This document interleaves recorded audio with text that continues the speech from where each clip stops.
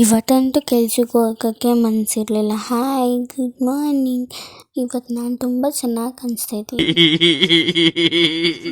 ಯಾವಾಗಲೂ ನಾನೇ ಹೊಗಳ್ಕೊಳ್ಳೋದು, ಬೇರೆಯವ್ರು ಹೋಗ್ಲಿ ಅಂತ ನಾನು ಯಾವತ್ತೂ ವೆಯ್ಟ್ ಮಾಡಲ್ಲ. ಇವತ್ತು ಬೆಳಗ್ಗೆನೇ ಫುಲ್ಲು ಮಳೆ ಅಂದರೆ ಮಳೆ 5 ಗಂಟೆಗೆ ಸ್ಟಾರ್ಟ್ ಆಗಿರೋದು, ನಿಲ್ತಾನೇ ಇಲ್ಲ. ಚಳಿ ಅಂತೇಳಿ ಬಿಸಿನೀರು ಕಾಯಿಸ್ಕೊಂಡು ಕುಡಿದೆ. 5 minutes later.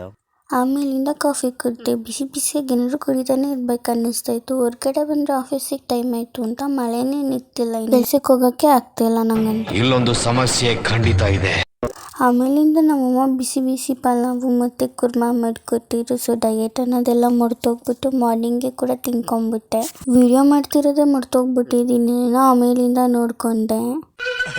ಹೆಂಗೆ ಏನು ಅಂತ ಗೊತ್ತಿಲ್ಲ ಕಳ್ಳ, ನಮ್ಮ ತಾಯಿ ಸತ್ತೋಗುವೆ.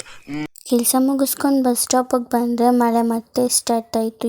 ಏನು ಬೆಳಗ್ಗೆಯಿಂದ ಮಳೆ ಉಯ್ತಾನೆ ಐತೆ. ಮೋಡ ಏನಾದರೂ ತೂತಾಗ್ಬಿಟ್ಟೈತಾ ಗೊತ್ತಿಲ್ಲ.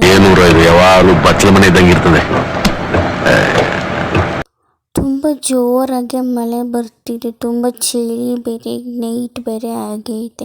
ಮನೆಗೆ ಹೋದ್ರೆ ಸಾಕಪ್ಪ ಅನ್ನೋ ಫೀಲಿಂಗಲ್ಲಿತ್ತು. ಮನೆಗೆ ಬಂದು ಓಟ್ಸಲ್ಲಿ ದೋಸೆ ಮಾಡ್ಕೊಂಡು ಡೇನ ಏನು ಮಾಡಿದೆ. ಇಷ್ಟ ನನ್ನ ಚಾನಲ್ ಸಬ್ಸ್ಕ್ರೈಬ್ ಮಾಡಿ.